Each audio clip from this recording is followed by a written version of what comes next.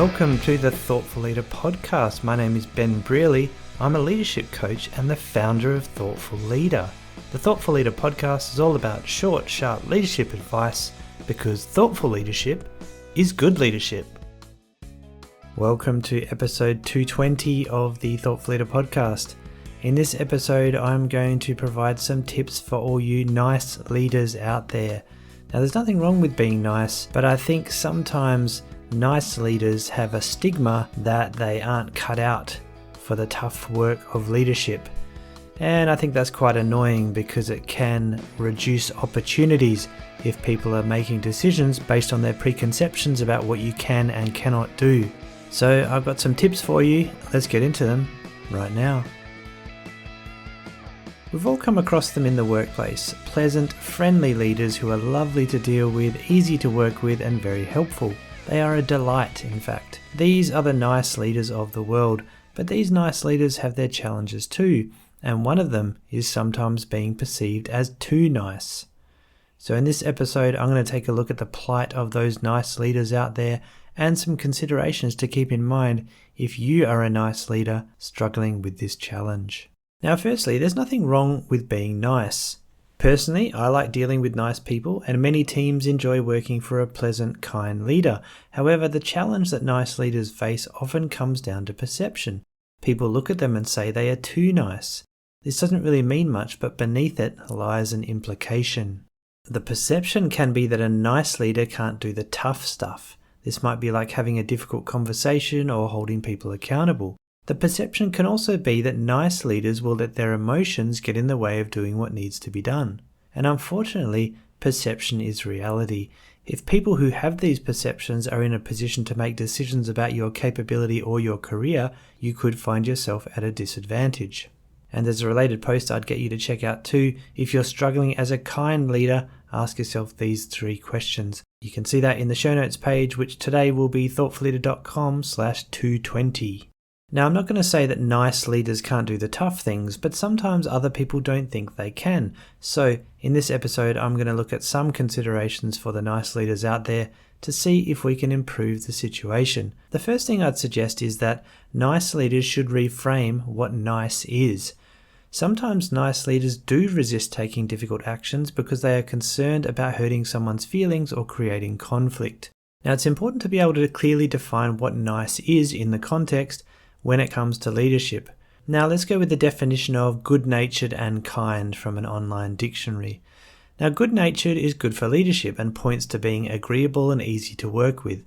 In fact, being agreeable is one of the big 5 personality traits that are highly sought after in many workplaces. And I'll put a link to what those big 5 personality traits are in the show notes page. Now, if we lead trying not to hurt the feelings of others, we are at risk of being controlled by how other people feel, however. So here are some questions to consider. Is it being nice to fail to hold someone accountable for poor performance? Or are you actually stopping them from developing and improving? Is it being nice to withhold feedback about someone's behavior or performance? Or could this be preventing them from becoming aware of a problem which could hurt them in the long run? Is it being nice to other members of the team when they observe somebody else is getting away with murder and not being held accountable for their actions? Is it being nice keeping somebody in a role who is not suited or able to perform at the right level? Or would it be nicer in the long run to let them go? And is it being nice to spend too much time helping others when perhaps they should be learning to help themselves? And as you can probably see, it's good to have empathy and make an effort to understand what people are going through, but not when it stops us from taking the right action.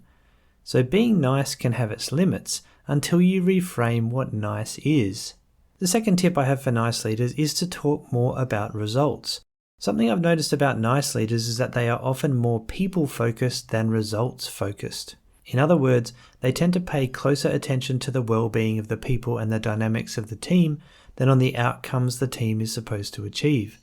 Now, that's not to say they don't care about results, it's just that so-called nice leaders often have a natural tendency to focus on the people more than the target or the task.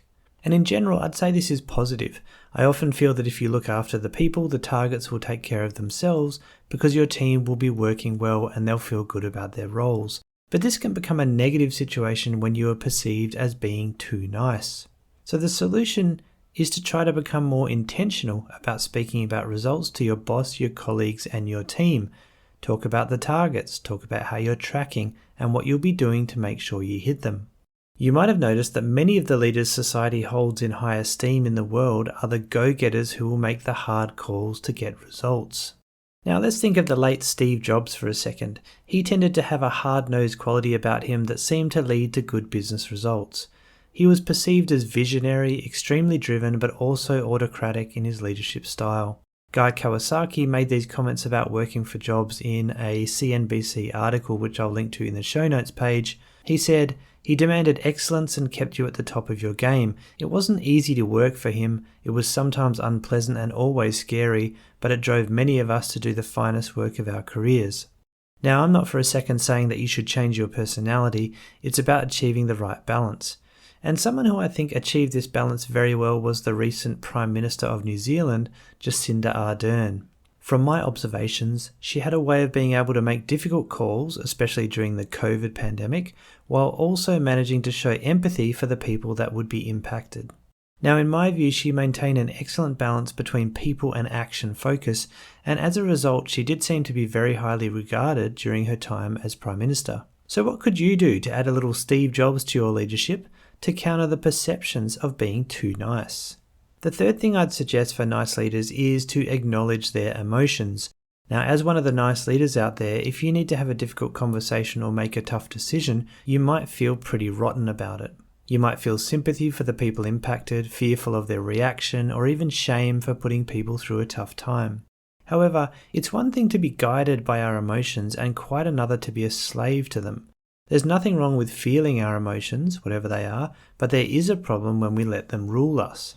Now, feeling these emotions will encourage you to have more empathy for your people and to treat them with respect, even in tough situations.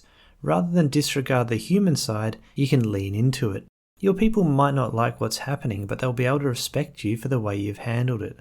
We don't want to suppress our emotions, we just want to remain aware of them. And you can find a few links to some of my other posts about handling emotions in the show notes page too. Now, the fourth thing I'd suggest for nice leaders is they should look at stretching their teams. One way to stop a team from stagnating and standing still is to stretch the team members, to help them move outside of their comfort zone. Now, this can be done by setting stretch targets which team members may find challenging to reach, and then you'll support them to get there. This way, you'll be focused on results and push your team members a little to get a bit more out of them. Now, when people stay inside their comfort zones, they can start to become complacent, to rest on their laurels and to take the easy ride. While this might feel good for them, it's not helping to improve their skills, experience, or capacity to adapt and persevere.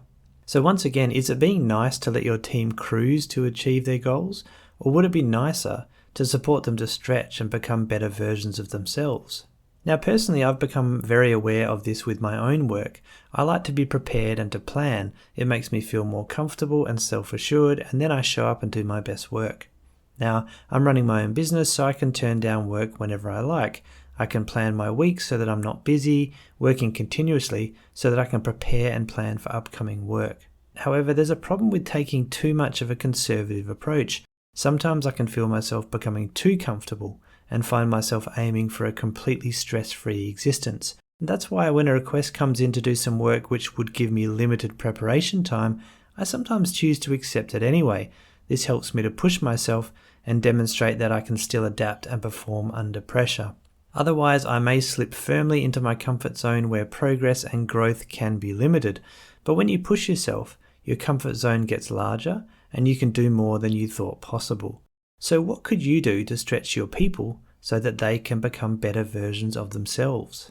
So if you're a nice leader, that's a good thing. The world needs more people like you, in my opinion anyway. But you must be careful to find the right balance between nice and effective. Unfortunately, perceptions matter and business is all about results, and being perceived as too nice could be holding you back. So what are some things you can do about it? If you're a nice leader, I'd love to get your thoughts on the show notes page. Leave a comment, thoughtfulleader.com/220, and tell me about your experiences being a nice leader in the challenging world of work. And if you like this episode or the podcast in general, I'd love you to leave a positive review on your podcast app of choice. It really helps me get the word out and spread the good word of thoughtful leadership across the world. Thank you once again for listening. I appreciate you taking the time and making an effort to try to improve your leadership. So take care of yourselves and your team, and I'll be back next week.